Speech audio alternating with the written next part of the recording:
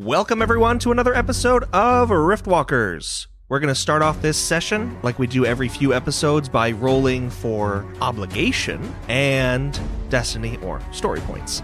First and foremost, I rolled a sweet little 7 on obligation, which means that Kayako's obligation is active. Ah, shoot. Everyone's strain thresholds is reduced by 1, and Kayako's is reduced by 2. Now, for destiny points, I'm going to be adding, because of my rolls, 2 points to the player pool. Boo. I rolled 1 point to the GM pool. I also rolled 1 point to the GM pool. I also rolled a point for the GM pool. On a roll, guys. Yeah, I rolled a point for the player pool. Never mind. I rolled a point for the GM pool. And I rolled a point for the GM pool. Clemens bringing it back. All right. After revealing the news of Korvak Hist's death, the night went by, shrouded in an uncomfortable silence, as dinner concluded and everyone retreated to their predetermined quarters. As Finn, however, was on the way back to his, Iris intercepted him and bid him follow to a secret part of the fort. Finn follows without question. Tiptoeing through the halls, through the commons, and then down into the dungeons to just outside this broken postern gate, Iris leads you. Looking around, she says, "Now, obviously I have a lot going on my mind with this new news, but things should be sorted first and foremost." Yes, it's been an eventful day, to say the least. What happened in the forest, Finn? As I said, we met something local to this land. Something I have never seen before, and something that none of us could understand. Bread, whatever it is, his connection to Void was able to connect with something. But things, beings, Iris, capable of producing effects with Void that I have never seen or comprehended before. I know.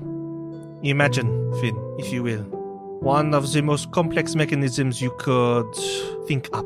Perhaps it heats an entire city block, provides light, plumbing, energy, what have you. Take that and condense it into something you could fit on a person. It is unfathomable. And now take that one step further and make it biological. Wire it directly into the brain. It is not constructed, it is grown. That is what they are, Finn. That is how intense their connection is with the Void. I believe tonight you made first contact on account of the Ironwood Company. Barring our own interactions in the bay where they fired upon us, scuttled our ships. With the carrier door. You have not heard this name before, have you? Finn just shakes his head. Good. Hector would like to keep it that way, as would the compact. I trust you keep this between us. Add it to the list. Of course. And be wary of Bread. First and foremost, this connection troubles me. I too will keep an eye on him. But also, Kel. She found something. Notes, perhaps Ethelward's, perhaps someone else's. A small book, poems and such, but it contained writings on the carrier door and attempts to decipher their language. I know about its existence, and having it in my possession would incriminate me. I need you to take that book from Kel and destroy it. She cannot have that knowledge. How pressing is this? Do I have time to take it from... I do not believe she knows much beyond her first impressions, nor how important it is to breaking down the barrier between us and them. A barrier, mind you, that the Compact wishes to remain firmly in place. Though, I will admit Hector has his own plans. We will leave on the morrow for Port de Saulet. It is a busy city, with many adventurers and ne'er-do-wells. It would be easy for some wanton pickpocket to swipe the book from her there, if you know what I'm saying. And Finn just nods in agreement. Good. Is there anything else? No. But if you have any questions, she just kind of glances up at the moon in the sky and the fort lit beneath it. If you have any questions, now would be the time to ask them. No questions, but a reminder, perhaps. You know what it is I seek here. Of course. These beings you have described intrigue me, naturally. Their workings are very reminiscent not only to how things were before the God's Fall event, but also of those who, in part, caused it. I seek answers here, Iris. If something were to conflict with the goals of the Ironwood Company, I, of course, honor our agreement, but I would ask for some leniency or time when it allows to pursue my own purposes. As time goes on, Finn, and she looks at you with this uncharacteristically mirthful expression, and she says, "You will see that perhaps your goals are more in line with those of the Ironwood companies than you believe, as we all go forward now. If ever there comes a time that you doubt that these interests align, simply speak openly with me, and I will do my best to abate your fears and doubts. I have, however, no doubt myself, that this little quest to find exactly what the Vipers stumbled upon and what drew them away from the company and Ector in the first place will lead us northward." And she'll just tilt her head knowingly at you. Getting a genuine grin on his face at this news that the goals are somewhat aligned. He again nods. Very well. Then all you need to say is jump, and I say how high. She'll just flash this sharp-toothed smile and then say, "Good night, Finn." Come morning, everyone assembled in the courtyard of the fort after enjoying a meager breakfast, about to take their next steps. Lined up, Iris in front of you all, she says, "First things first." She eyes you with a suspicious stare. "We've a matter to discuss before setting out for Port de Saulet. Last night was a bit of a shock for me, and I apologize for the way I conducted myself. Still, I do not believe I made an improper decision sequestering the lot of you as I did. I hope this morning that we can broach the topic again with a clear heads and a night's worth of thoughts." Iris begins kind of just like pacing up and down this line of you all. "Allow me to clarify some details first. Apparently, Korvak was killed the very same day we found him in Zero. The news was slow to reach the Ironwood Company's ears, arriving the night we departed for Veridian. The ocean between us and the ambush here that depleted what little stores of energy I had in my void color. It was only after I was able to recharge it yesterday that I received this month-old communique. Now, we got very little out of Korvak, next to nothing, except that Ethelred came here and there had been some sort of falling out within the Viper's ranks. I had hoped to contact the Velish compound last night and follow up on any interrogations before we set off after Ethelred, but those hopes have been thoroughly dashed. Now, I'm not saying anyone here is responsible, but this group is among the last few people to see Korvak hissed alive." And she stops pacing, her words just hanging in the air. Not quite accusatory, but not exactly exonerating either. Well, I did not kill him. What motivation would any of us have had to kill him? Iris just shrugs. I could not say. Iris, please. I mean, you've been in our company virtually the entire time since we captured Korvak. Just about, yes. The two guards who were posted to keep him safe in Sorrow were the ones who reported the crime. He was found in his cell, stabbed to death. When would we have had the opportunity to kill him then? Yes, we have the means, but without opportunity, I do believe you don't have a case here. As I said, Lady Kai, I'm not accusing you of anything. I am simply stating the fact that this group saw him last, and anything perhaps that you will recall from that day a month ago could help whatever investigation is going on in the mainland. Sirocco raises his hand somewhat timidly. Yes, Sirocco. Okay, I know we see him last, but perhaps it is possible that somebody, like one of the Vipers or something, how I say this? You know, we have not been very quiet. We alert Korvak to our presence, and we alert Ethelward. So perhaps somebody see that we alert them, and they come by. Since we find him, someone else come by. Maybe somebody follow us, and then take out Korvak. It is an unsettling thought, I will admit. And if it is true, then it is of the utmost imperative that we leave for Port de Saulet immediately and try to pick up Ethelward's trail. And what of the guards, Iris? How come they didn't see anybody enter the cell? I could not report on that. I was merely told of Korvak's deaths and the status of these two individuals. I was not witness to their testimony. How did he die? As I said, it was reported that he was stabbed to death. Do you think it's possible that it could have had anything to do with that poison that he was spreading in Suro? A stabbing? No.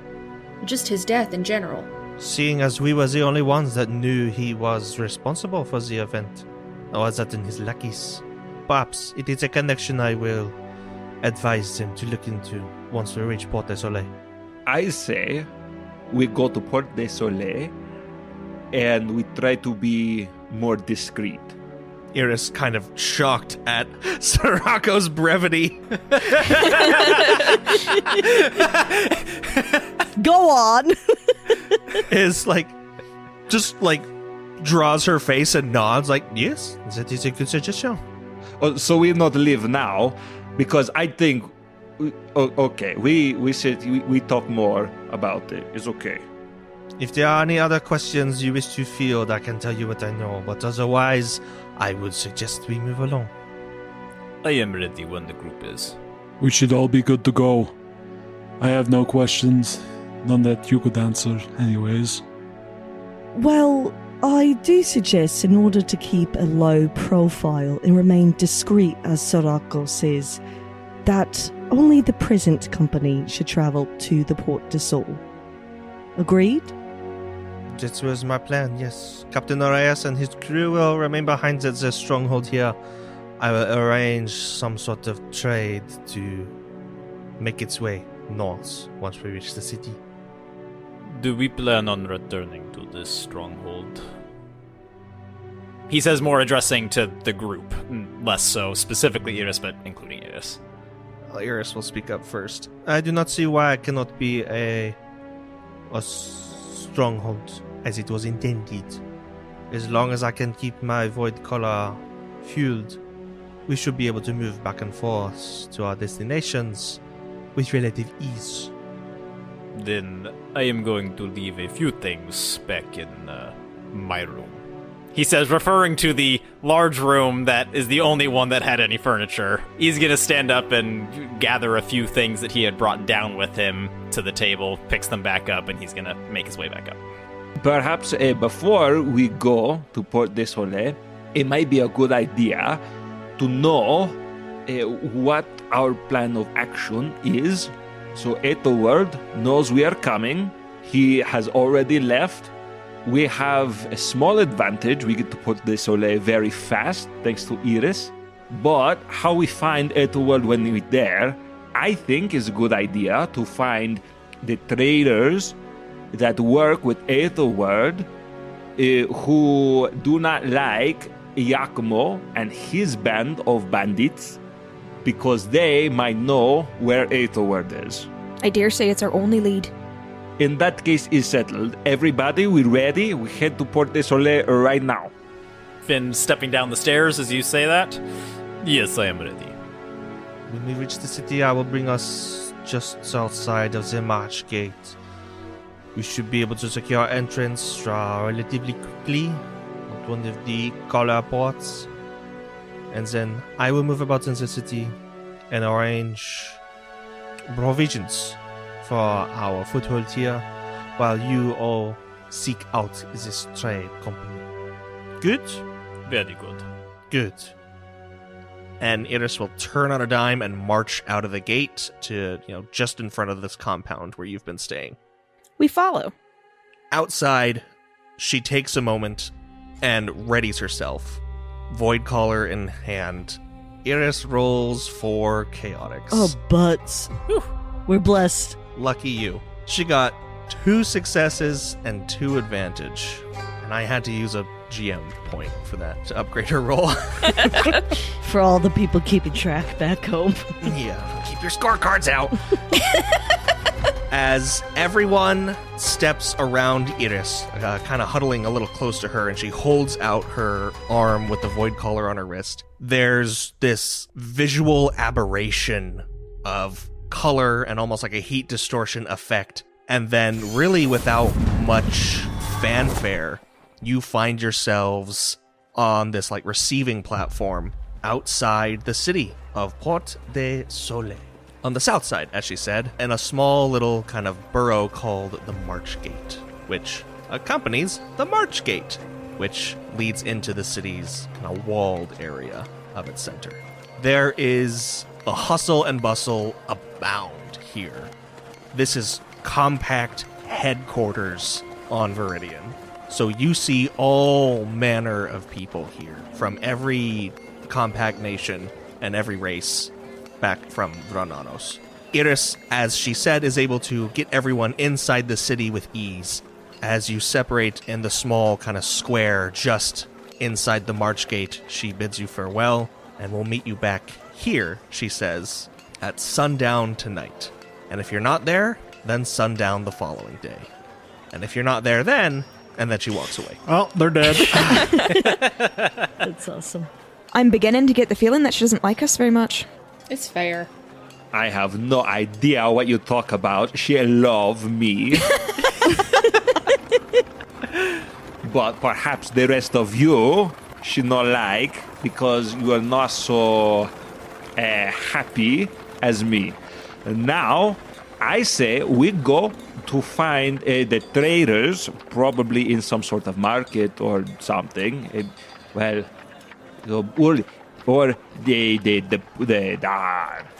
how you say, the harbor. The harbor. We go to the harbor. Lots of ships, lots of goods, lots of things to trade. I think. Sorako has a good point. Depending on how large of a group we want to present ourselves as, it might be best to separate into smaller groups. Even perhaps if there is a slums, people there tend to pick up information as well. Just one question from me. What exactly is our defining characteristic of these traders with whom Ethelward was affiliated? There are bound to be dozens of companies, various groups. What will... But we are looking for traders who travel north through the area with the fort and who pay Giacomo Ross to not kill them. Finn gives a genuine nod. We just make a poster that says, "Have you been extorted by Giacomo Ross?"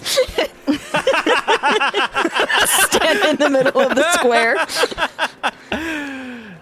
Call toll free at... So I think what we do, we can ask some of the traders, say we friends of Ethelward, and we take care of his problem for him, so he no more have to pay to not be attacked by Giacomo. And then we find Ethelward, and maybe the traders tell us, oh yeah, Ethelward right here, and then we find him. I really hope it goes that easy for us. Okay, so as planned, I go to the markets and see who there. I mean, I'd be happy to go to the slums. And I would too. Oh no. Might I accompany you, Brid? I love to see how the other half lives. I'm sure you do. Sorry, I don't know if I'll say that. No, I'm thrilled about this partner up. This is great. Good. I will journey with Sadako. Perhaps there will also be craftsmen on the docks who affiliate themselves with various traders. I perhaps could glean some information from them. Kel, will you go with them to be their muscle? Yeah, I'll go with him. I think I am a muscle enough, and Soraka will hold up an arm, and it's like, you know the cartoons where it like droops in the middle? It's like...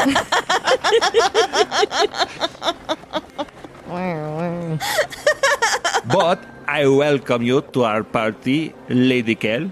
Very good. Kai, Bread, let's be on our way. Sounds good to me. All right, so who knows where they're going? Who's been to this city before? Nobody! Let's look at the map. I mean, the map. We all took the tearaway maps at the gate, so... Yeah. We went to the visitor's center.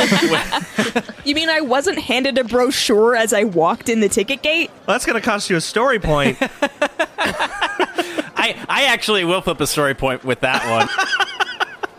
Very well. As we walked in the gate, Finn at least noticed that there was a street urchin boy peddling off some maps of the city, and so he did give out a couple of pieces of however much the kid was asking. He didn't try to haggle with him or anything. He just paid him whatever he needed for the map, and he has a map. All right. 200 silver. As the slums group is about to depart, Finn just calls after them one last time. If anything is to go awry, then I suggest all of us, and, you know, just kind of generally pointing to the area where they're in, notices just a small tavern kind of off in the corner. Let us meet there specifically so we are not wandering around looking for each other. Aye, aye. All right, so who's going to the slums? We've got Bread, Kayako, and Ornor. And then Finn, Sadako, and Kel are going to, did you say the port or the market? The port, I believe, was the plan, to find trader ships. You are the one with the map, so you can decide. Well, there's two ports, so you have to decide. Well, we're gonna go to the best port. Let's say the inner port. As, you know, the party sets off, one bound for the Kennel Ward and one bound for the inner ports, you can stay together for, you know, at least half this journey as you just traipse down one of these large avenues going through the western side of the city. And then coming upon the port ward itself is when you can diverge from each other as Arnor, Kayako, and Bread head on over still to the north where they can find a bridge crossing out of where you are and into the slums through the walls and gates again. But for now, we'll stick with Kel and Sadako and Finn. You're in the ports. But give us a feel for what we're seeing. Is it just bustling with activity? Is it scant for people? So it's not nearly as busy as you would expect it to be, being the main seaborne trade hub of the compact territory on Veridian. That is partially because, you know, all of the trade that comes through here is so highly regulated by the compact, and who comes in and out is matters of multinational visas and security issues. Lots of bureaucracy. Exactly.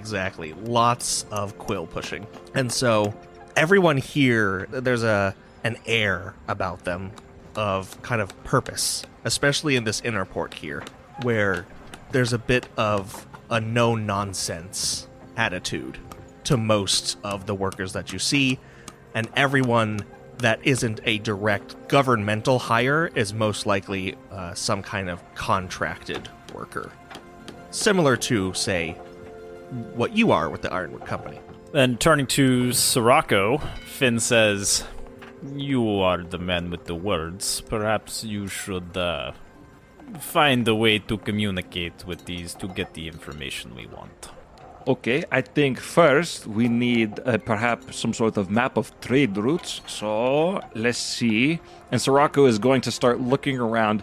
Does there look one of these pencil pusher types? Are there any Talek dudes that are cruising around with clipboards? There's all nationalities. All right, well, I'll start with the tails then. Approaching one of them who looks like he might know what he's doing. You see a man in a yellow and white doublet with some like pinstriped sleeves, holding a slate and overseeing, a batch of goods that are being carted off one of these larger ships that does bear a, kind of principality vibe to it that you've seen before, Sirocco. Sirocco will approach this man, catch his eye, a little bit of eye contact, and as he enters into a nice conversation distance, he will tip his hat to the man and say, "Hello, sir. I have a small question for you. Do you perhaps know where I might be able to acquire a map of some of the local trade routes? I wish to have some goods shipped up northward." He barely looks at you out of the corner of his eye before just returning to scribbling on this slate of his, keeping track of boxes going to and fro. And he says, "Do I know you?" I am Sirocco Castellan, of House Castellan. Pleased to make your acquaintance, Mr. I'm sorry. Is there something that you require, boy? I just need to know where I can find a map of some trade routes. You are affiliated with which company? The Ironwood Company. He kind of sneers at this a little, and he's like, "Ironwood? Where did you grow up, boy?" I come from Pola, if you are acquainted with it. Really? He kind of just screws up his face. I thought I heard some Almoran trash in your speech. You hear nothing of the sort, sir. Now, please, if you could direct me and the rest of the members, all of whom are associated with the Ironwood Company, I will simply obtain the trade routes. You do not even from you, from whoever you recommend, and we can be on our way, and nobody needs to get upset. I am sorry. I am here on principality business, and even if you were a legitimate representative, I only deal with true tales. And he gives you a nod and then walks down the dock. Sirocco will flip him off. Okay, that guy has a huge stick up his sayan. He no have respect for me, and he no have respect for Ironwood Company. So perhaps we find somebody. We know about a Two-Tailed Fox trading company. Maybe Two-Tailed Fox. You remember from Korvak? Maybe Aetherward, Korvak, all the Vipers use the same thing. We could be on the lookout for that. Or we could say we are from Two-Tailed Fox Company. I'd rather not say too much that is, requiring more knowledge than we actually have quite yet. It would be quite easy for many of these companies to question anything about our knowledge of the Two-Tailed Fox Company, and I know nothing except for it has two tails and it's a fox. Okay, forget that. Then I try one more time. And Sirocco is going to look around for somebody who is markedly less uppity, like grungy, salt-of-the-earth type guy. All right. You can easily find, these guys are a dime a dozen. There's plenty of... You do find, as you lead Finn and Kel a little north in this district to where the buildings are a little more cramped, the smell of pitch is a little heavier in the air.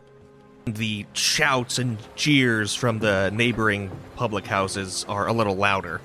You do find a group of men lounging outside on some barrels, just sitting atop them, playing some kind of dice game on an empty box between them. There's 3 humans, a Mazkin, and an Elfkin, and all 3 of the humans are tabled.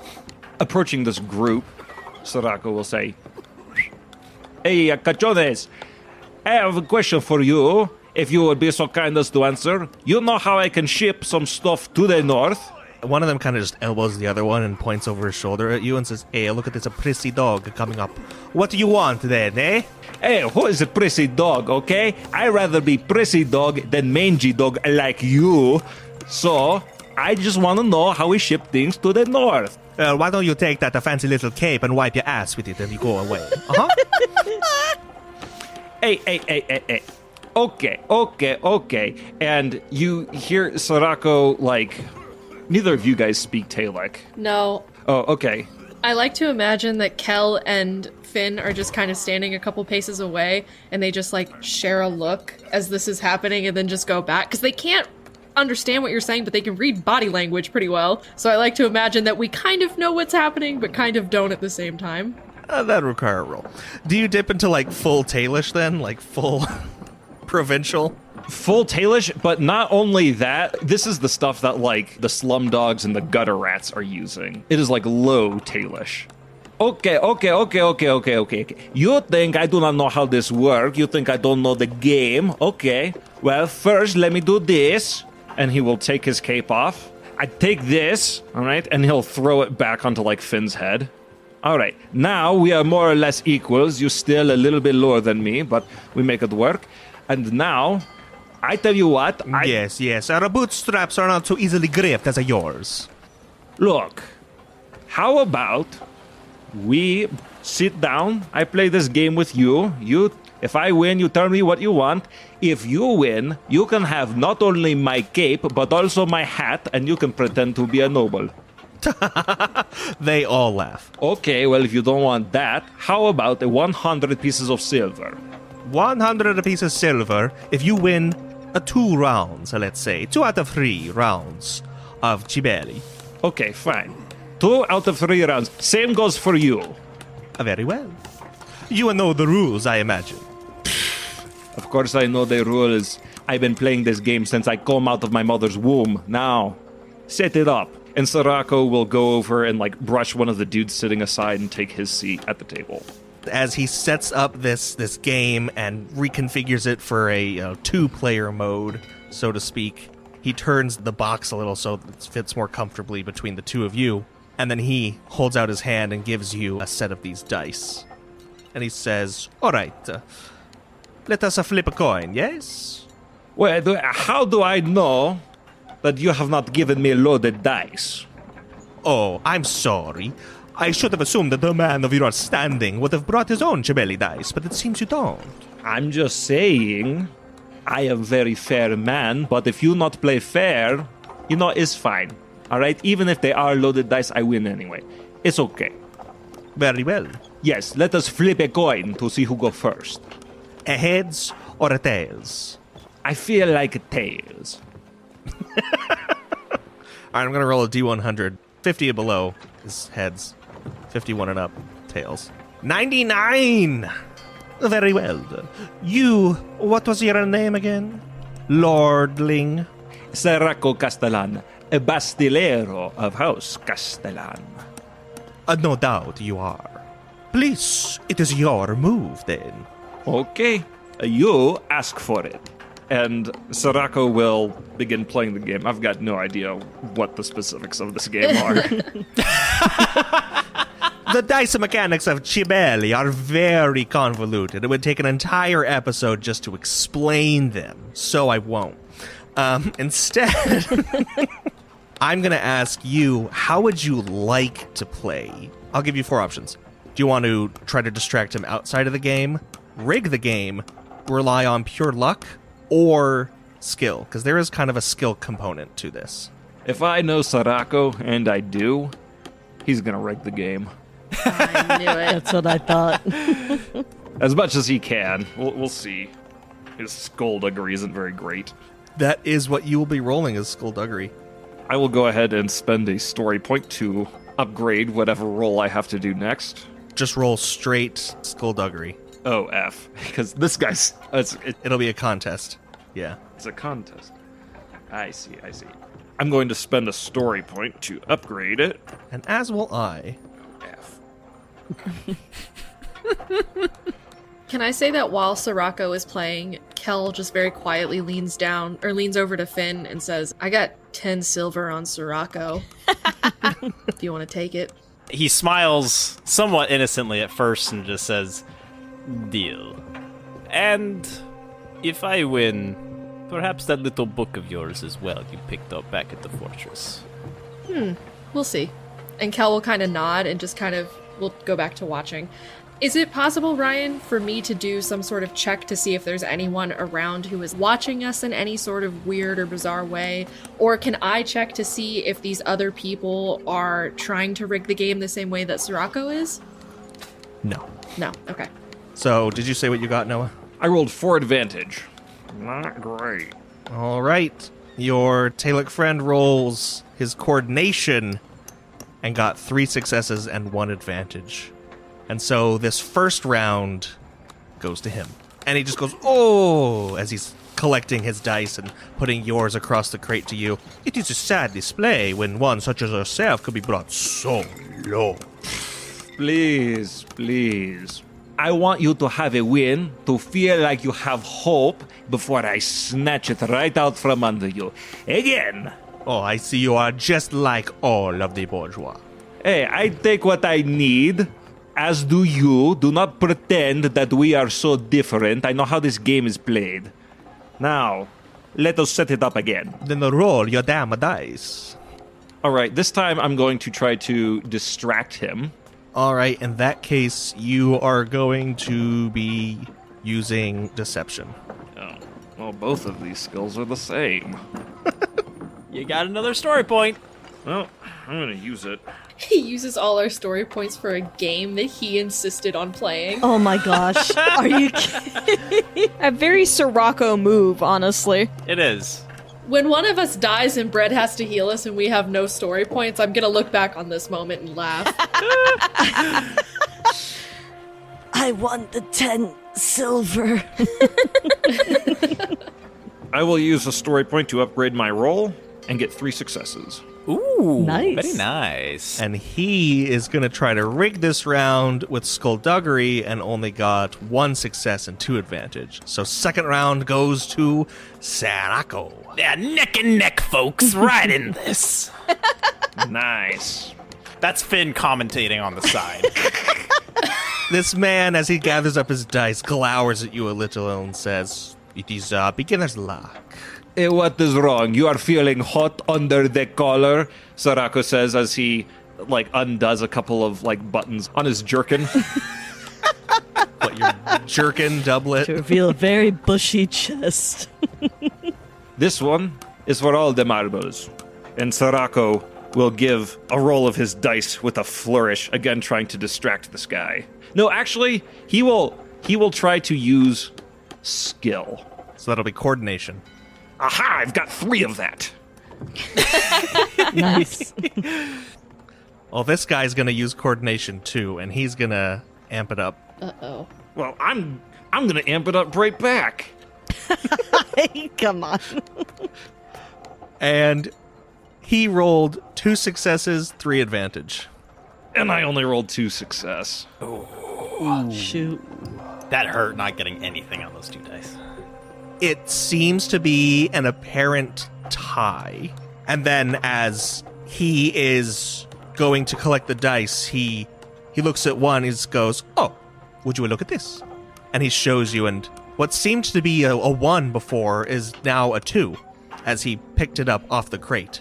If you want to roll, Noah, a contested vigilance. I will do so, but I won't upgrade this one, because we've been flipping story points a lot. All right. And I got 2 success and 2 advantage. And he got 2 success and 1 advantage on his skullduggery.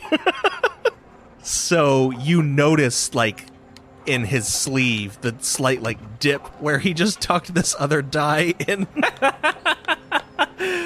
Sirocco is just going to, quick as a fox, grab his arm and be like, what have we here? And he's going to reach into his sleeve and grab the other die.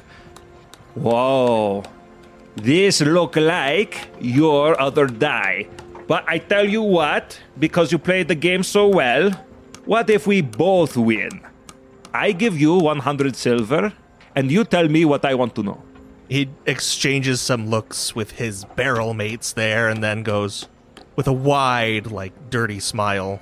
He converses with his barrel mates for a moment and then turns to Sirocco with a wide grin and says, "Let's call it a deal." Elsewhere in the city, moving north, outside the walls once more after you crossed a bridge from a little canal, to the other side where a river separates the upper and northern parts of Port de Saulet. Bread, Kayako, and Arnor arrive in the Kennel Ward, which is situated outside the city's walls and on the northern side of the river, and seems to be a bit more neglected than the rest of the town. From what you can garner, just like what you've heard about this place and your own fact-finding as you walked over, this is kind of where people end up when they're stranded. So people who lose their jobs or like default on their contracts or what have you, and are unable to like make their way back home to Vernaros, since employment in Port de Saulet and anywhere in the compact again is so like following government mandates and regulations. There's almost no like private enterprise here outside of government sanctioned or subsidized industries. So here all the dregs of society wind up in these just like tenement halls that are colloquially called kennels, hence the Kennel Ward. Oh, that's so sad. As we cross the bridge, Brett is going to pull his hat up onto his head so that he is wearing his very recognizable doctor, specifically plague doctor, uniform. As Bread does that, Arnor is going to address Bread. Bread, there are probably many people that will need help. We cannot help all of them.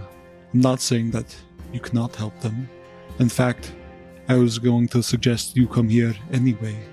I think using your skills as a tool to get information would be our best way for success here.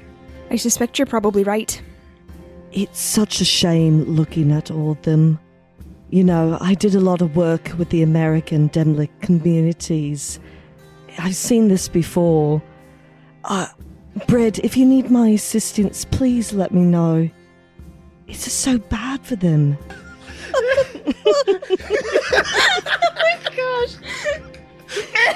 Oh god. I love Kai. She's so nasty. I think Bread will look up at Kai and give her this very like, oh, okay, kind of like smile nod combo, like, of course, absolutely, Your Majesty. Like, that is the look that he gives her. Good. I'm so glad that we're finally on the same page. Oh, definitely on it.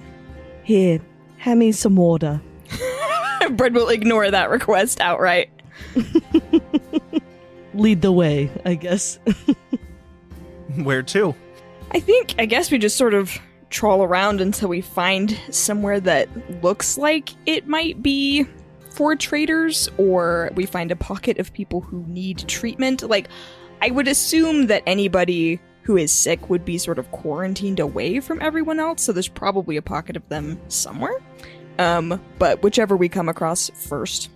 You come across a kind of little commercial pocket within the ward rather than the quarantine zone, so to speak. You come to a very small square that's mostly dirt road, very like kind of unearthed cobbles littered with hay, animal droppings.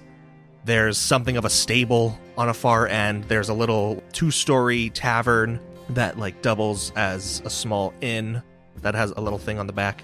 And then there are some stalls that have been set up, a good half of them empty, and the ones that are there don't seem to be attracting much business at all. Most people that you see keep their heads down, going to and fro on whatever tasks they have. It's not like there's a particularly clandestine element to all of this. It's more so just the downtrodden.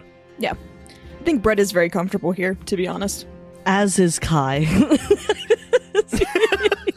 In her own imperious way. As she pinches her nose. Yeah, it's just like whatever. Oh, Parasite, that movie. just kidding. That was favorite. Oh yeah, whack. That it is. It's a whack. Anyways, well, Kai is a little perturbed that Bread didn't get her any water, but she'll take out her own canteen and will look around for probably the most vulnerable person on the ground, and will lean down to them and will say, "Here, you must be thirsty." and she'll open up a canteen, offer it to her, to whoever that is. You spend a good 2 minutes going around the perimeter of this square and find the frailest, most sickly-looking elderly man on the planet. This guy was there when the compact was formed 600 years ago type thing. He's a human. He's barely more than skin and bones, and he looks up at you and he goes, "What did you put in this?" Shh. Don't talk. Conserve your energy, please. I don't want any. As you kind of put it into his mouth. Kai is the person that goes around New York City or LA with a camera filming homeless people and giving them a $2 cheeseburger from McDonald's, being like, "I'm doing charity." That's Kai. Yes. 100%. That's kind of exactly the energy she's got. As you literally stoop to this man's level and are force feeding him water, you just hear this gasp from beside you a little ways away. And as you look, Chris, Kayako sees two rather large elfkin soldiers in this immaculate plate. And then between them is this but a little daintily, almost scantily dressed Elverette woman with her hair done up in this ridiculously gold beehive thing. And she says, with a hand to her chest and one just out in front of her, her fingers wiggling, "Kayako Sloane, as I live and breathe. I never thought I'd lay eyes on you again, but slumming it as usual, I should have known." Kai is still reaching down. She can hear this initially, and her eyes grow wide. And the man who's essentially choking on the water that she's... Please stop!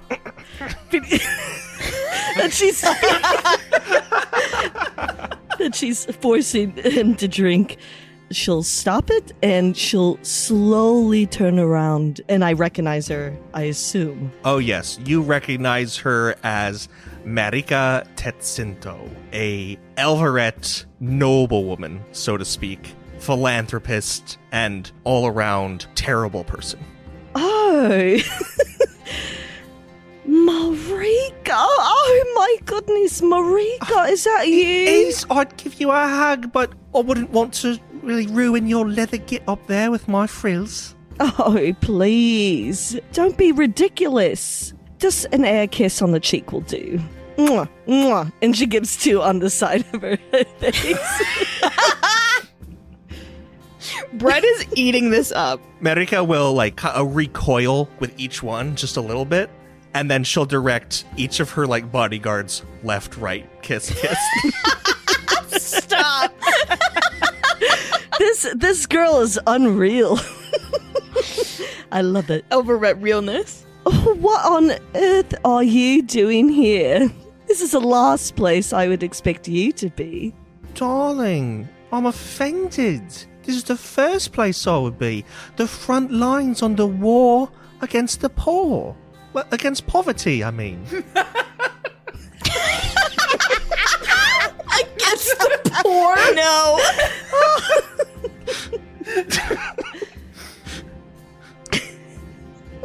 As this is going on, Arnor turns to Bread. As they're a little bit away, but still in hearing distance, he whispers, "There's another one." Oh no. I'm so sad Kel's not there. I know. Marika looks over Kayako's shoulder, seeing Bread and Arnor, and she's, "Oh, that's so sweet of you. Are you sponsoring Demlik refugees now? And I assume the pale one's your handman. Or maiden." You're very clearly dressed as a plague doctor.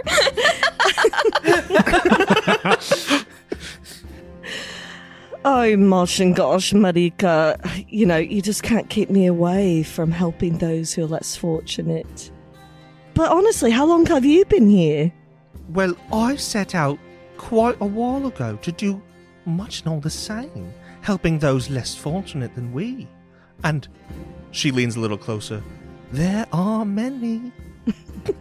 Clearly, everybody can hear this, I'm assuming.